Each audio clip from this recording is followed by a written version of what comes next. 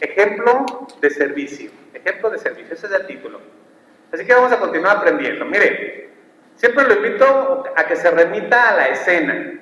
Vamos a entrar en la historia. Mire, a lo largo de su ministerio, Jesús había sido perseguido por los líderes religiosos, por los fariseos, por los escribas, por los saduceos, y a lo largo de casi 3 años se formaron conflictos entre estos hombres y Jesús. Siempre había una discusión y empezó a aparecer el odio, el rechazo, el desprecio, y cada vez se iban más sobre Jesús. Era evidente que querían hacer algo contra él.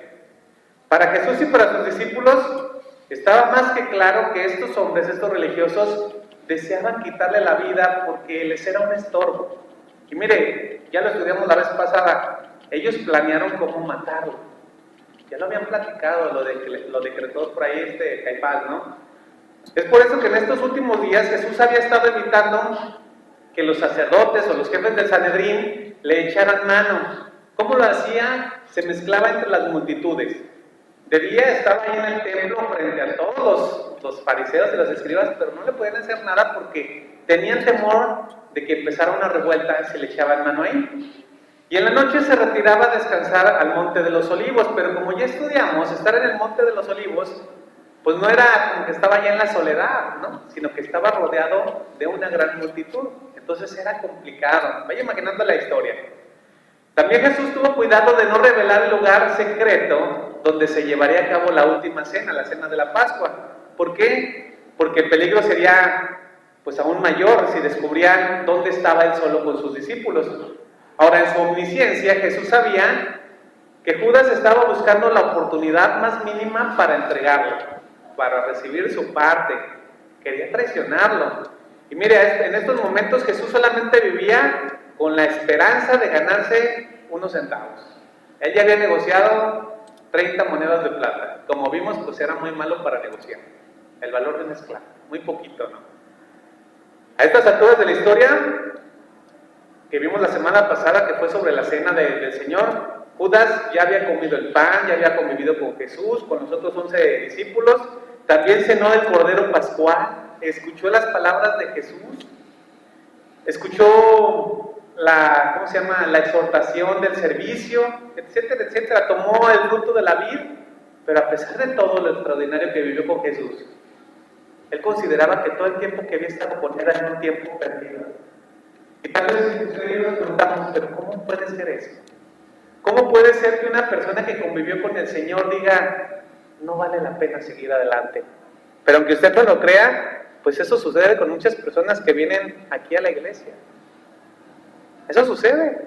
Llegan, se sienten emocionados, incluso se bautizan y conviven y están aquí y van allá y van a congresos y aprenden y están muy emocionados, pero poco a poco se empiezan a regresar y de repente ya no están aquí. Es más, los que tenemos aquí 10 años recordaremos que a veces los jueves aquí estaba lleno. ¿Y ahora? ¿Qué hacemos? En fin. Así que después de ver muchos milagros e incluso de recibir el mismo milagro de parte de Dios, se olvidó Judas. Ya no quería saber nada, solo quería sus monedas. Ahora Judas estaba ahí como atrapado, él estaba en el aposento alto y él sentía que era como un encierro. Mire, él no tenía una forma de justificar su salida del aposento alto. ¿Cómo salir de ese lugar? Él quería ir con los enemigos de Jesús y delatarlo y decir, miren, está ahí, vayan y apréndanlo. Pero ¿cómo salía? Era como, ¿a dónde vas, Judas? ¿No? ¿Por qué te vas a salir? Entonces él no sabía qué hacer. Pero además, como era un hipócrita, porque Judas eso era un hipócrita, no tenía siquiera las agallas, así como para envalentonarse y salir y hacer su fechoría. Él quería seguir aparentando una comunión inexistente. Así como cuando te encuentras un hermano y te dice, hola hermano, ¿cómo has estado? Qué gusto verte. Y tú le dices, bien hermano, me da gusto verte. ¿Y cuándo vas a la iglesia? Y te dice, lo tengo agendado. Un día de estos voy. ¿Qué hace? Solamente aparentar que todavía es. Pero no es, quiere quedar bien. Así que mis hermanos, era muy lamentable lo que quería hacer Judas. Y comer con alguien, compartir la mesa significaba amistad, lealtad, seguridad, paz. Acababan de compartir la mesa, era lo que significaba. Y él en su corazón quería traicionarla. Y después de toda la cena, de todo el convivio, de todo lo que Jesús les enseñó a los 12, todo estaba aparentemente en paz. Mire, súbitamente Jesús exclamó algo que es impactante, algo que es sorprendente. Vaya conmigo a Lucas, capítulo 22, verso 21, que es donde nos quedamos exactamente la semana anterior. Y vamos a ver estas palabras de Jesús porque todo parecía que iba en paz, todo iba bien. Pero sorprendentemente Jesús le dice: mas he aquí, la mano del que me entrega está conmigo en la mesa. Mire qué palabras, qué declaración tan fuerte, mis hermanos. Yo me imagino que todos se quedaron en shock. El que me traiciona está aquí, literalmente estaba diciendo eso Jesús.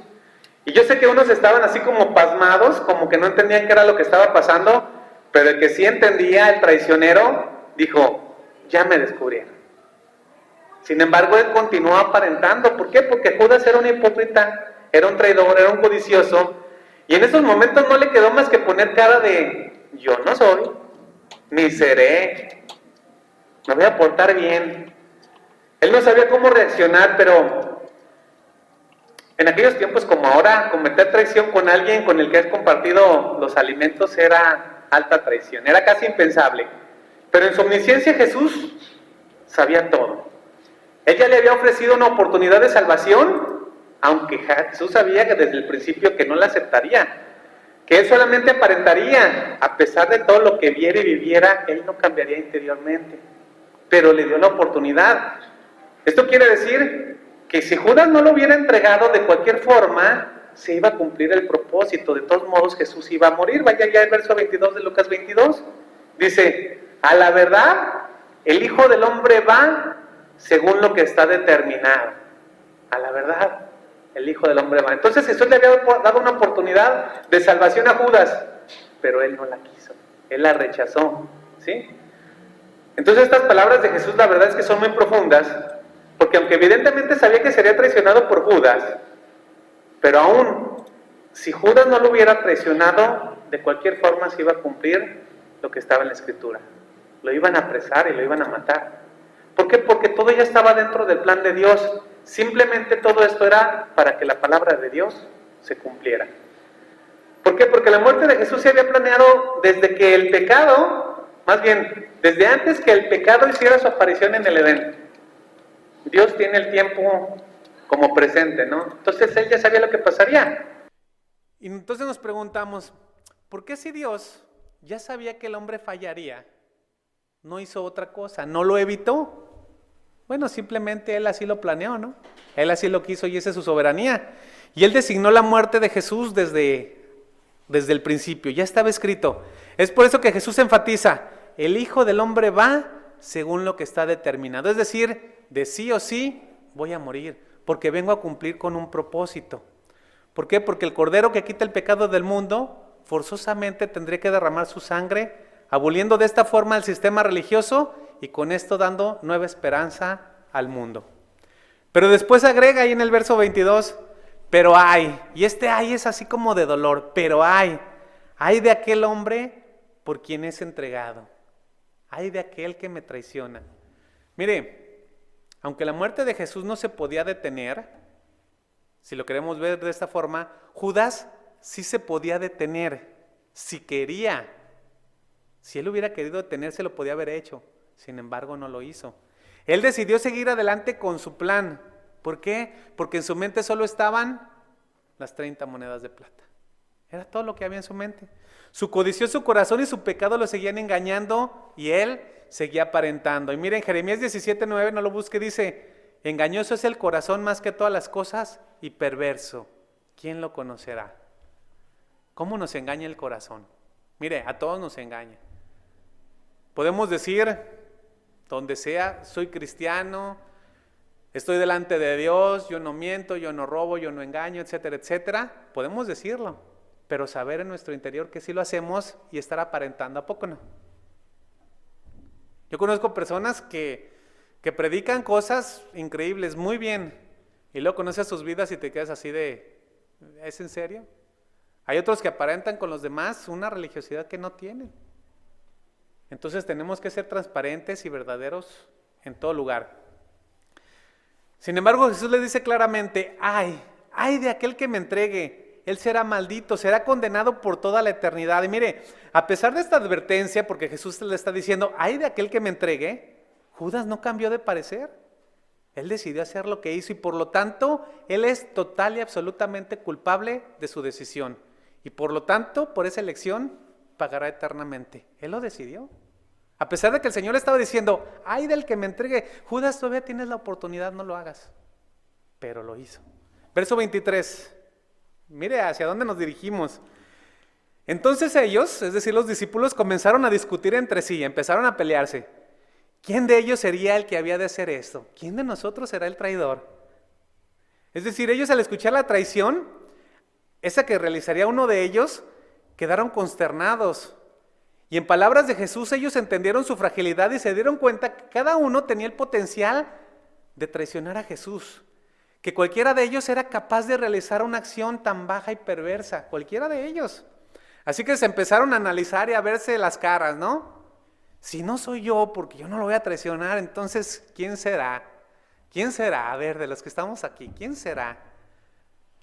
Mas la actuación de Judas era tan buena, mire, de verdad era tan buena, que ninguno de los otros 11 discípulos sospechaba de Judas.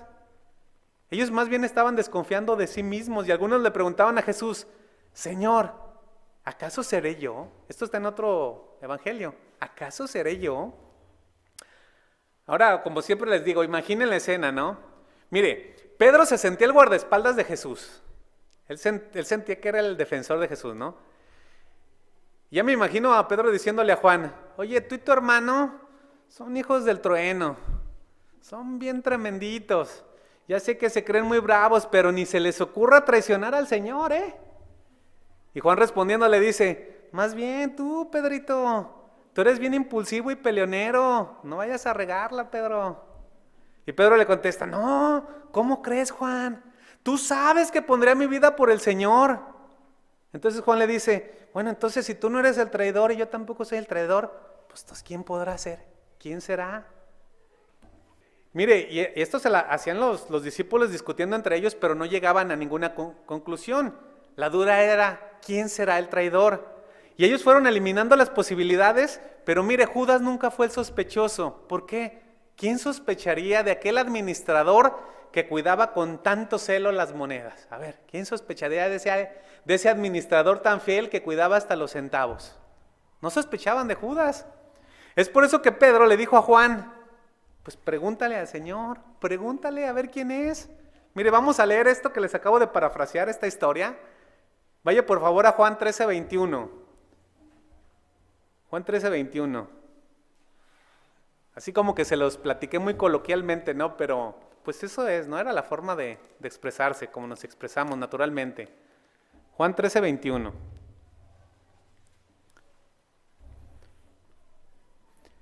Y habiendo dicho dicho Jesús esto, se conmovió en el espíritu y declaró y dijo, de cierto os digo que uno de vosotros me va a entregar.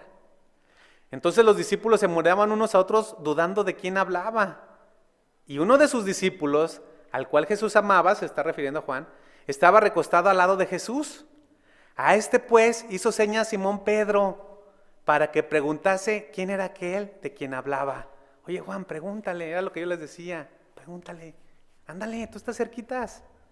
Entonces, recostado cerca del pecho de Jesús, le dijo, Señor, ¿quién es? ¿Quién es el que te va a traicionar? Hasta parece chisme, ¿verdad? Tenían curiosidad, ¿quién es? Respondió Jesús, a quien yo diere el pan mojado, aquel es. Y mojando el pan lo dio a Judas Iscariote, hijo de Simón.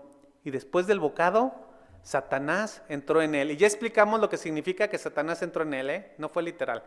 Entonces Jesús le dijo, lo que vas a hacer, hazlo más pronto, hazlo ya. Lo que vas a hacer, hazlo ya. Pero mire, verso 28, pero ninguno de los que estaban a la mesa entendió por qué dijo esto. Porque algunos pensaban, puesto que Judas tenía la bolsa, que Jesús le decía, compra lo que necesitaremos para la fiesta o que le diese algo a los pobres. Pues ellos no pensaban que era él, solamente Juan en ese momento. Cuando él pues hubo tomado el bocado, luego salió y ya era de noche. Entonces Judas era codicioso, pero aparte era un excelente actor. Miren, en estos tiempos hubiera ganado un Oscar, o tal vez 2 o 3, ¿no? Ya sería millonario, porque también sería muy famoso, tendría millones de likes en Instagram, YouTube. Muy buen actor, millones de vistas en las redes sociales. Judas era un mentiroso consumado. Judas era hábil con las palabras. ¿Recuerdan cuando dijo, pero ¿por qué nos gastamos ese frasco de alabastro? Se hubiera vendido y hubiéramos dado el dinero a los pobres. Hey, ¿en serio? Miren, mis hermanos, pongan atención en esto. La mayoría de las personas que no conocen a Dios son practicantes de la mentira. Es decir, los del mundo, la mayoría son practicantes de la mentira. Miren, no puedo decir que todos, pero sí la gran mayoría. ¿Por qué? Porque mentir es la forma más sencilla de evadir problemas temporales. Es la forma más sencilla. Cuando usted tiene una situación y le dicen, oye esto, sacas una mentira para evadirlo. Y eso es muy malo. Un buen mentiroso es capaz de unir historias y de manipular los eventos a su conveniencia.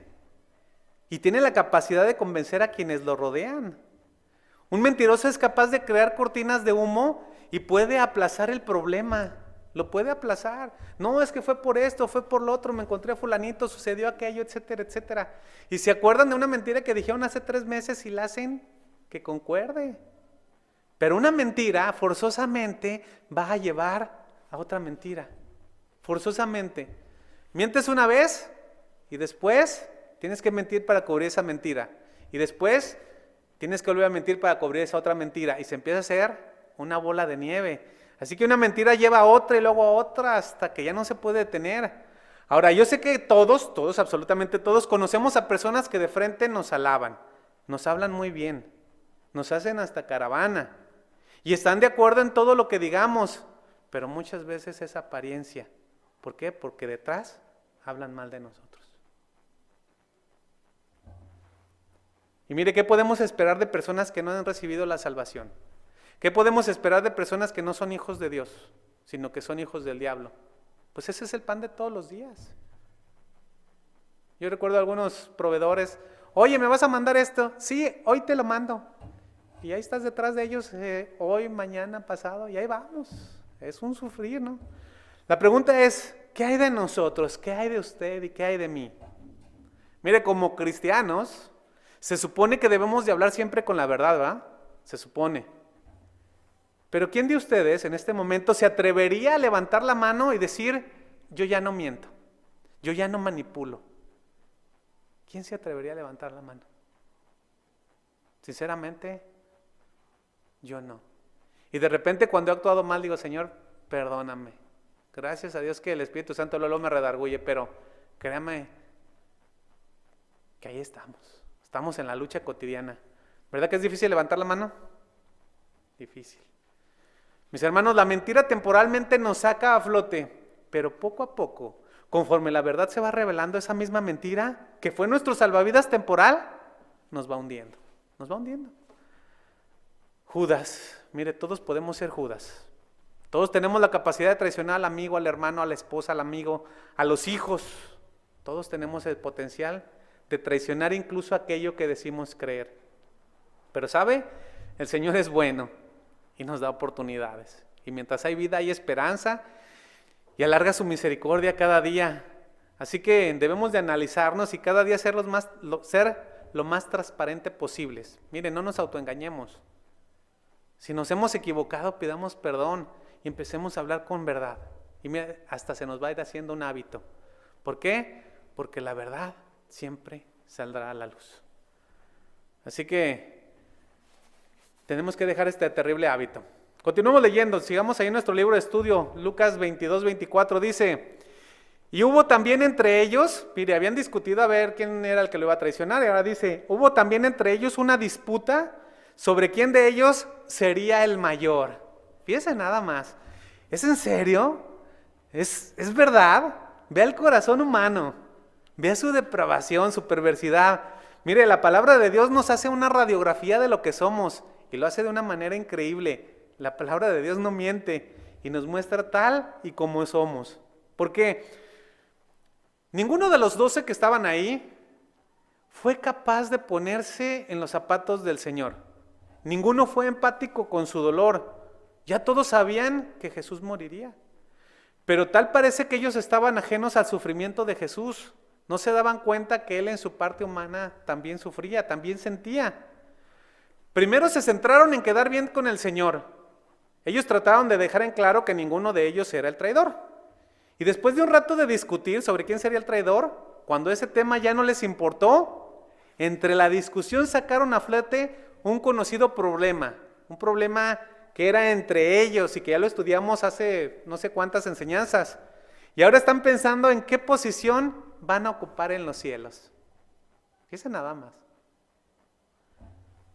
Están cuestionando quién de ellos sería el mayor. En otras palabras, quién sería el jefe de los otros. Literal, estaban pensando a ver quién es el segundo al mando. Señor, ¿en qué lugar vamos a estar? ¿Quién será el mayor entre todos nosotros? ¿Se imaginan? ¿Quién será el mayor? 3 años con Jesús y parece que no han aprendido nada. Este es el día previo a su muerte y en vez de estar al lado del Señor Jesús acompañándolo en el proceso, se ponen de orgullosos, de ambiciosos y de egoístas. Ellos seguían anhelando los lugares de honra, el lugar de reconocimiento. Y yo digo, híjole, sí que los discípulos eran problemáticos, ¿verdad? Pero miren, no nada más ellos. Dicen por ahí que aquí también se cuecen habas. Así que la pregunta es, a ver, si usted estuviera en la posición de Jesús, póngase en la posición de Jesús, y viera que sus discípulos están discutiendo a ver quién es el mayor, quién es el que tendría el más alto honor, ¿cómo respondería usted? ¿Qué haría? ¿Qué les diría?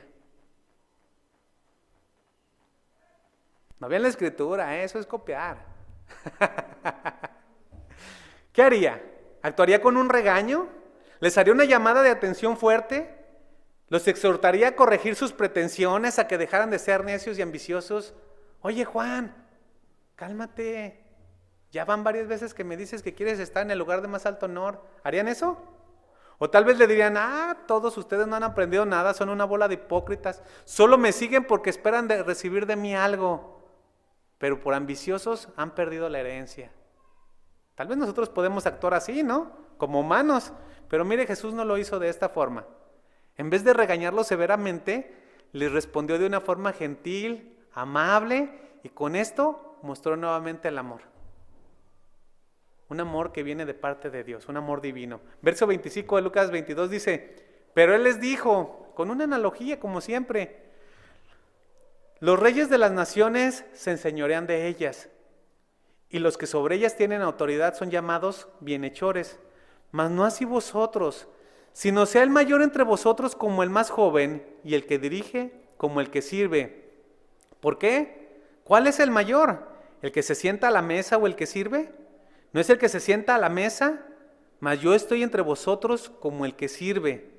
Pero vosotros sois los que habéis permanecido conmigo en mis pruebas.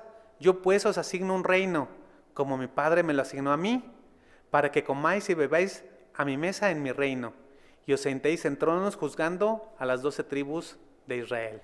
Mira, estas palabras de Jesús son de consuelo, son de esperanza, pero las vamos a leer un poquito más bien las vamos a estudiar un poquito más a fondo. Con estas palabras Jesús calmó los ánimos. La discusión entre quién sería el mayor terminó abruptamente. No los regañó, sino que les mostró una verdad muy importante. Regrese al verso 25, mire, vamos a parafrasearlo y a leerlo con calma. Pero Él les dijo, a ver, ¿cómo se imaginan a Jesús? Yo me lo imagino ahí sentado viendo cómo discutían entre ellos, ¿no? Pero Él sin decir una sola palabra. Escuchando los argumentos de cada uno de ellos, de Jacobo, de Mateo, cada quien decía sus argumentos, ¿no? Que yo sané más, etcétera, etcétera, ¿no? Y cuando Él consideró que era necesario, pues intervino y les recalca cómo funciona el mundo. Les dice, los reyes de las naciones se enseñorean de ellas, es decir, quien tiene el control absoluto es un dictador, hace lo que le da la gana, controlan los recursos y utilizan a las personas para su beneficio. Y los que sobre ellas tienen autoridad son llamados bienhechores. Miren nada más, algunos reyes en los tiempos antiguos se autonombraban benefactores, a pesar de que estos reyes eran abusivos, egoístas y arrogantes. Pero este era un título de nobleza que anhelaban escuchar. ¿Por qué? Porque así mismo se sentían como buenos y les gustaban que dijeran, este rey es mi señor, es mi benefactor. ¿Ya ve por qué querían que les dijeran eso? Por pura vanidad. Yo soy el benefactor de Aguascalientes. Imagínense. Desde los tiempos en la antigüedad, cuando el César era la máxima autoridad y ahora que tenemos presidentes y gobernantes, pues se aplica la misma técnica para sacar beneficio y que las cosas funcionen a su manera. La pregunta es, ¿cómo funciona el mundo? Todos sabemos cómo funciona el mundo, ¿no? El gobierno toma nuestros recursos y hace lo que le da la gana con ellos. Así funciona el mundo.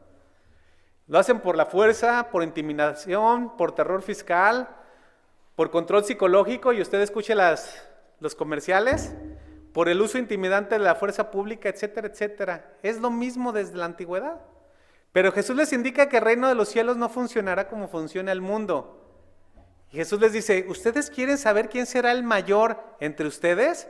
Pongan mucha atención. Verso 26. Mas no así vosotros, no se enseñoríen de los demás, sino sea el mayor entre vosotros como el más joven y el que dirige como el que sirve. Mire, dentro del contexto judío, el individuo menos honrado era el más joven, era el menos honrado. ¿Por qué? Porque tenía poca influencia y probablemente tenía pocos recursos, tenía la posición más baja.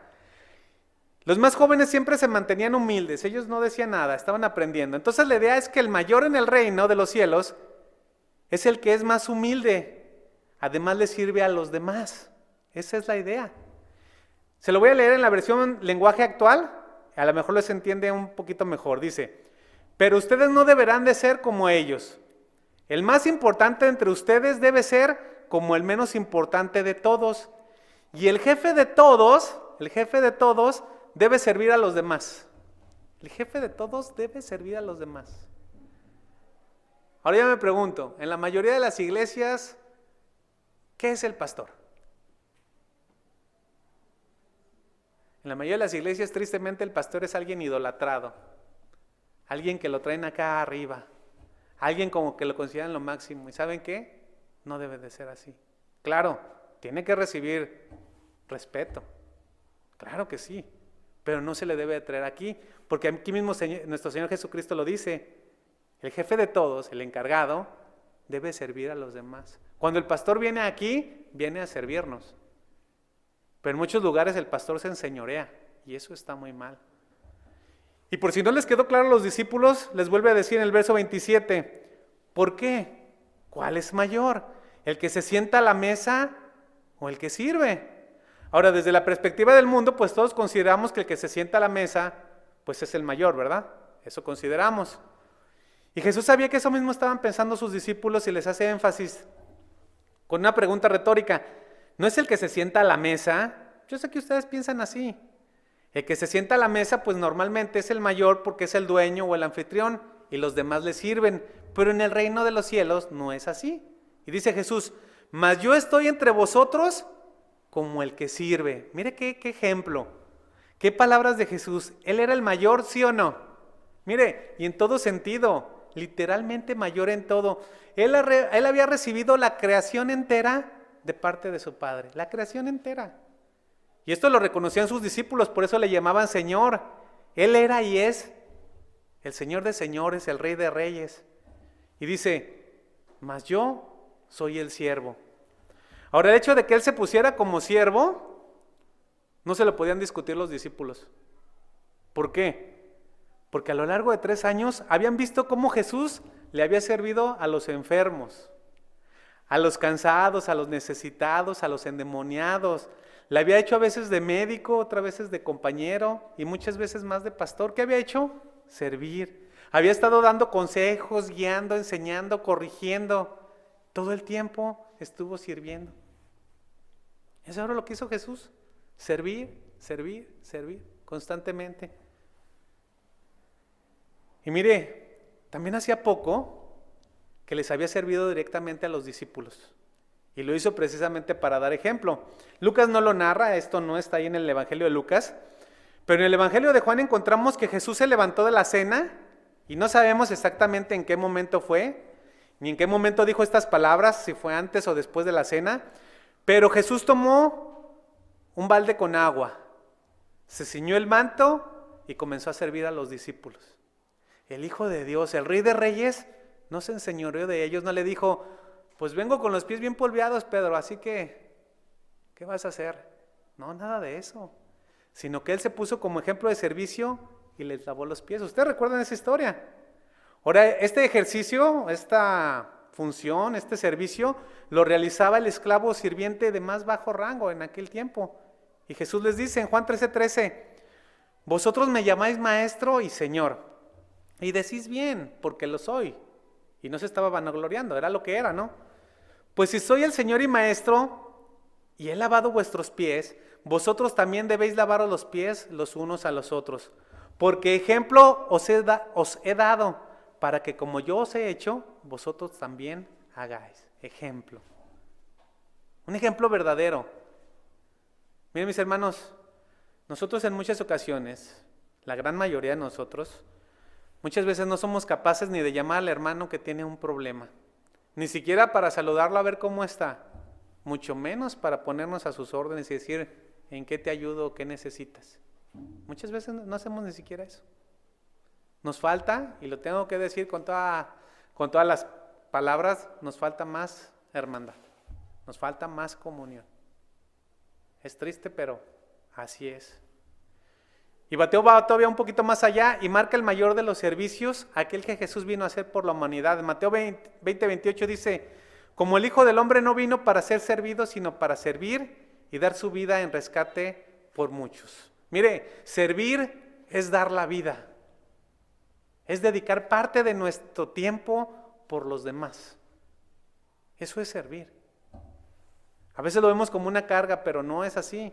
Dar la vida por los demás es una honra. Y Jesús, pues no regañó a los discípulos, solo los instruyó y les dio el ejemplo verdadero de lo que significa servir. Y dice, aquel que sirve es el mayor en el reino de los cielos. Ya con esto los discípulos no tenían argumentos, ¿verdad? Con esto Jesús redefinió el significado de la grandeza, revirtió los valores del mundo y dijo, la verdadera grandeza se mide en términos de servicio sin pensar en la recompensa.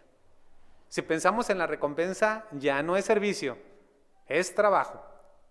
Ahí ya cambia la historia. ¿Está de acuerdo? Verso 28, nos vamos hacia el final de Lucas 22. Y estas palabras son bien bonitas, porque mira, son un halago. Créanme que son un verdadero reconocimiento. Pero vosotros, refiriéndose a sus discípulos, pero vosotros, que estaban diciendo quién sería el mayor, sois los que habéis permanecido conmigo en mis pruebas. Permanecido. Se han mantenido, han perseverado. Pero ustedes han perseverado en mis pruebas. A pesar de los problemas, de las carencias que experimentaron, a pesar del orgullo, los problemas entre ellos, y a pesar de no ver un beneficio palpable, ¿sí? Porque ellos seguían a Jesús y andaban apenas. En otras palabras, a pesar de ellos mismos, se mantuvieron junto a Jesús. Y es por eso, debido a la perseverancia y fidelidad, que el Señor les da una promesa. Verso 29 dice, yo pues, Jesús, os asigno un reino como mi Padre me lo asignó a mí, para que comáis y bebáis a mi mesa en mi reino, y os sentéis en tronos juzgando a las 12 tribus de Israel. Jesús finalmente les indica que ellos serían recompensados. ¿Querían escuchar eso? Sí, van a ser recompensados, todos los 12. Y la primera promesa que les hace es que se estarán sentados otra vez a la mesa con Él. Serán sus invitados de honor, los más distinguidos. ¿Cuándo? Cuando el reino mesiánico llegue. Y dice, y además ustedes servirán. ¿Por qué? Porque el mayor es el que sirve. ¿Cómo servirán? Guiando y juzgando a las 12 tribus de Israel. Entonces, ¿cuál es la promesa? Que vamos a seguir sirviendo al Señor. ¿Sí le gusta servir? O a veces. El llamado, mis hermanos, el llamado de Dios para sus hijos, para nosotros como cristianos, es una vida de servicio. Es una vida de entrega. Y muchos, cuando sirven de la manera correcta, se dan cuenta de que es un honor. Y hay otros que sirven de la manera correcta y ni siquiera se dan cuenta porque lo hacen de manera natural. Eso es todavía mejor. Hay quienes como esposos sirven a Dios atendiendo a su esposa o la esposa atendiendo al esposo y viceversa. pero lo hacen de una manera natural, no por compromiso ni obligación. Eso es servicio a Dios. Aquí en la iglesia, cuando se sirve por amor y de la manera correcta, es una bendición. Cuando usted está esperando que le den reconocimiento, ya tiene problemas. Hay para quienes el servicio es una carga y no han entendido que la vida cristiana es eso, servicio a los demás. Es entender que todo lo que hacemos es hacerlo como para el Señor, ya sea que comamos o bebamos, ya sea que trapiemos o limpiemos, ya sea que cantemos o adoremos, todo es como para el Señor. Así que mis hermanos, servir es un privilegio, una honra. Nuestro Señor Jesús puso ejemplo, pero solamente cuando entendemos la manera correcta y cuando lo hacemos de la manera en que Dios quiere. Solo así podremos disfrutar de una vida plena de servicio. Amén. Vamos a orar.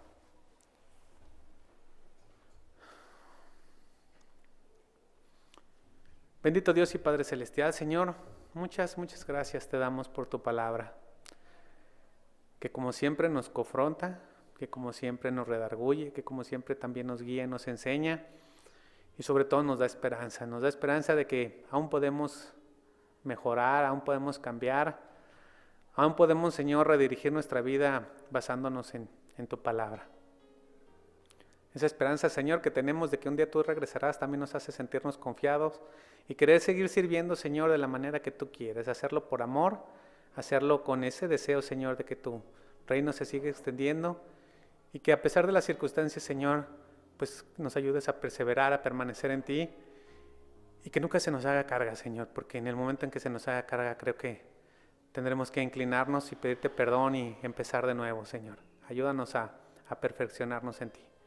Te damos gracias y te agradecemos tu ejemplo perfecto de servicio y nos dejamos en tus manos agradecidos. En el nombre de tu Hijo, nuestro Señor y Salvador Jesucristo. Amén.